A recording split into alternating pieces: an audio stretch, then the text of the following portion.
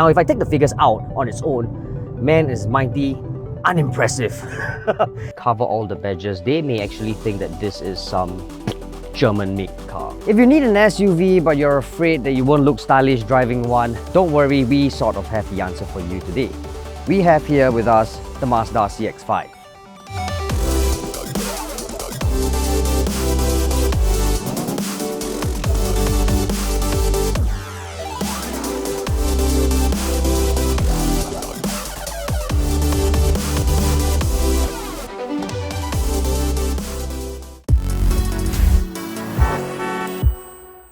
Do you know you could be losing up to $5,000 when you trade in your car? So if you're thinking of trading in your car for this Mazda CX-5, why don't you try selling it with Quotz instead?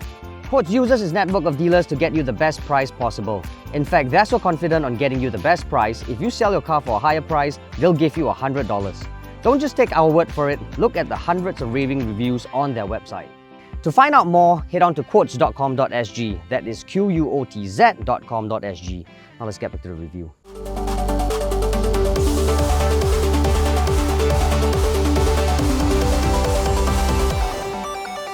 This refreshed Mazda CX-5 has a couple of changes up front. First and foremost, the daytime running lights has been tweaked. So one look at it and you know instantly that this is a Mazda. And of course, you have the three-dimensional grille in gloss black right here, making it look very aggressive and stylish at the same time.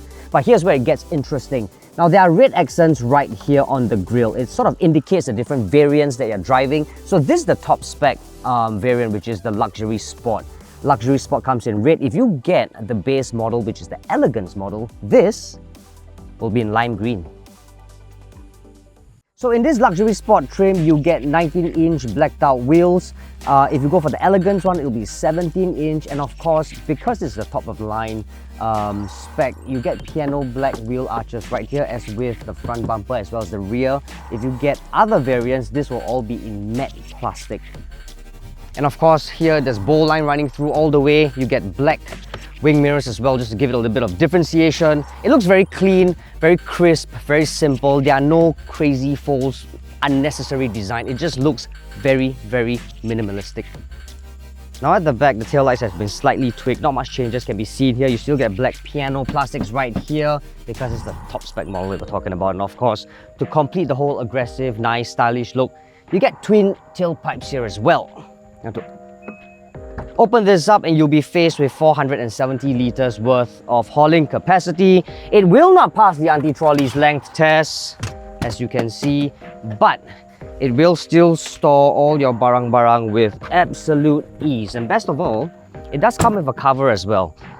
The cover that's similar to the Mercedes-Benz EQS, so it sort of keeps your stuff all nicely shaded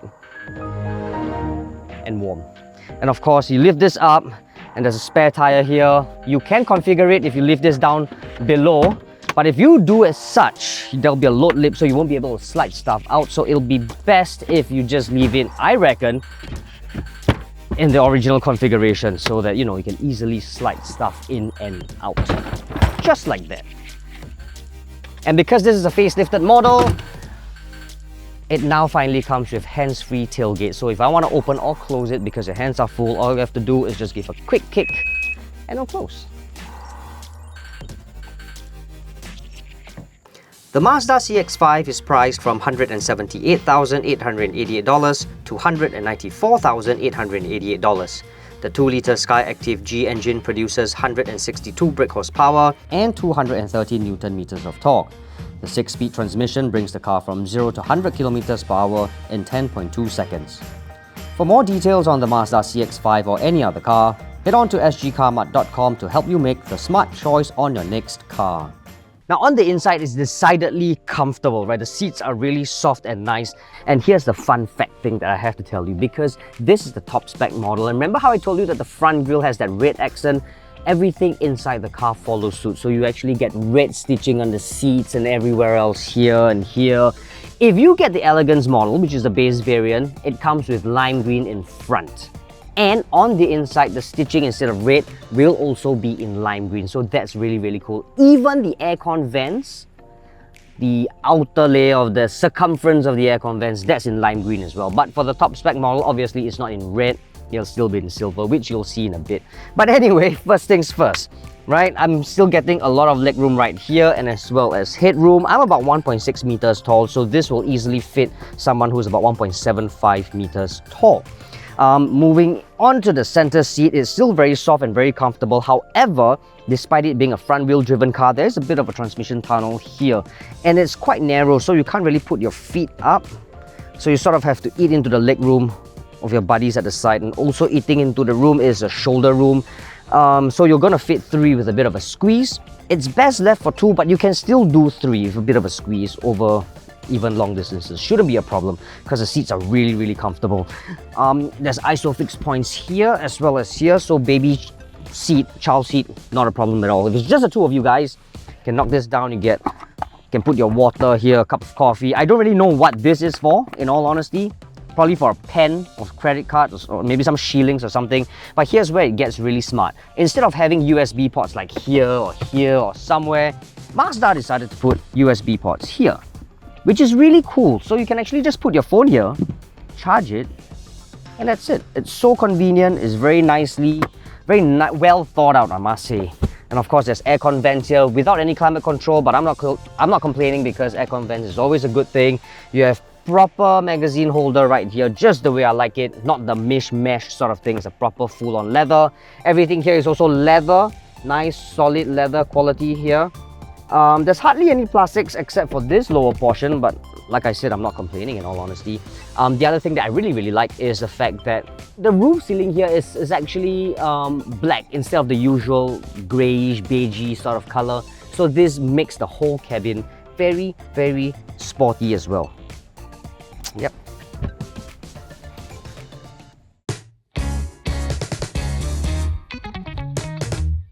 Now at the helm, you're faced with a multifunctional steering wheel. Very nice to the touch again, leather wrap no doubt. And then there's also the red stitching that continues around the steering wheel and all the rest parts of the cabin as well. Beyond that is a very normal instrument panel.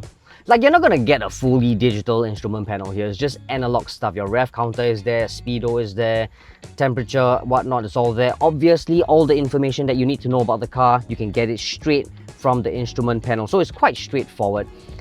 This right here is a 7-inch infotainment touchscreen system.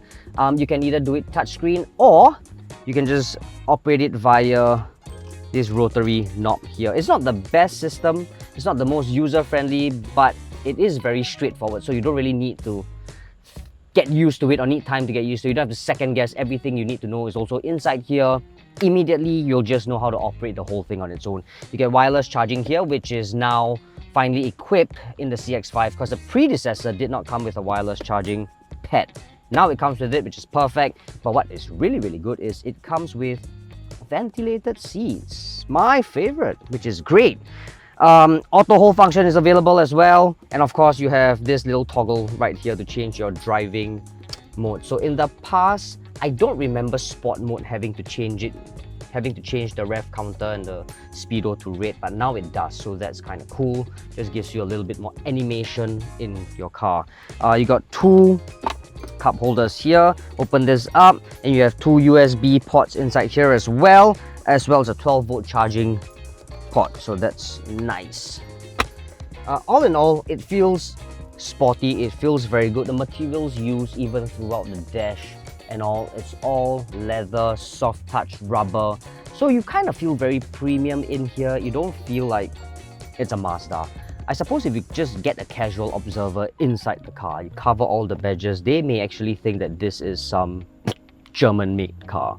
Easily. So yes, the only question is, can this drive as well as Germans? Well, it's one way to find out.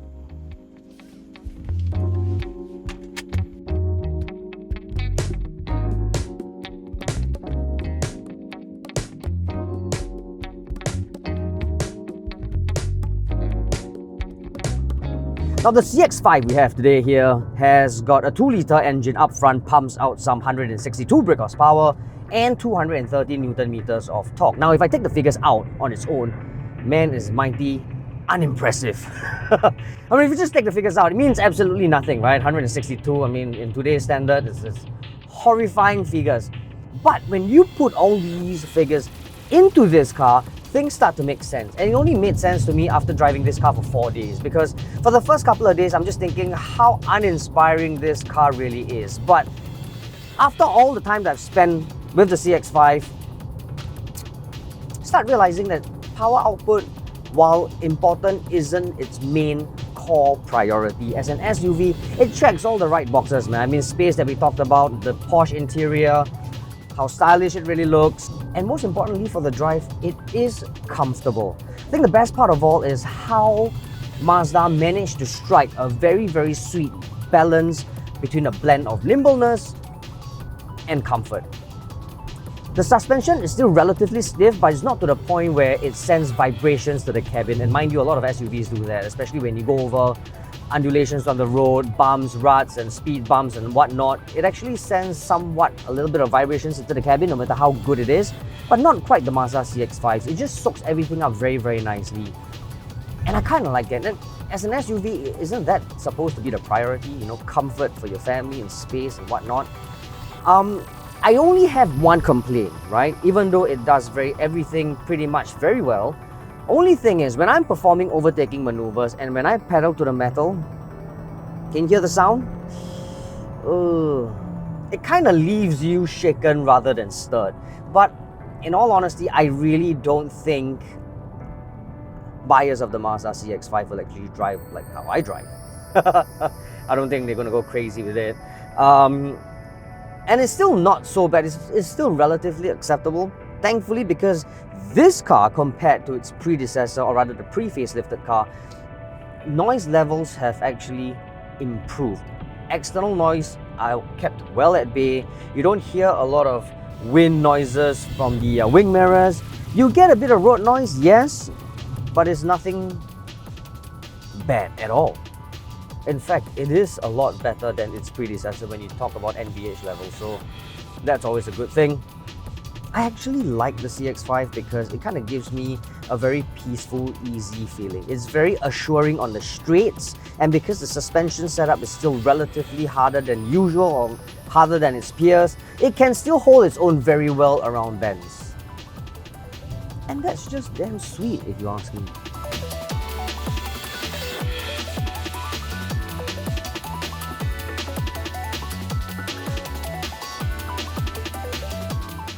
So is the Mazda CX-5 a will buy, won't buy, or go try? For me, it is a will buy. Very simply because you are getting a lot of car for the price you are paying. I know, it is still very pricey, don't get me wrong, yeah? I have to agree with you that 190-ish thousand, 196,000 is still madness price. But get this, it's not like as if Mazda is the only car maker that's selling cars very expensive. All car makers in Singapore right now, they're pricey, no thanks to high COE prices. So if you put that into perspective, you accept that as a fact, and weigh the pros and cons of the cars with its features and all that, the Mazda CX-5 is certainly a will buy.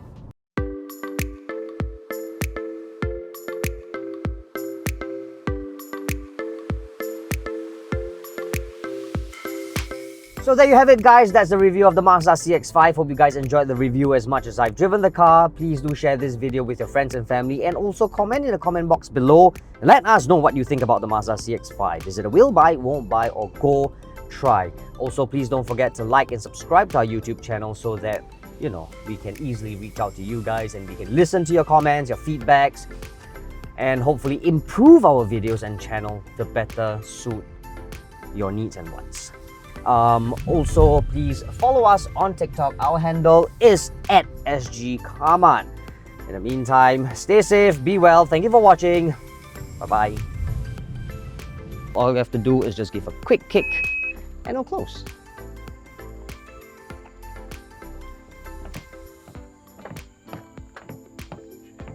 A quick kick.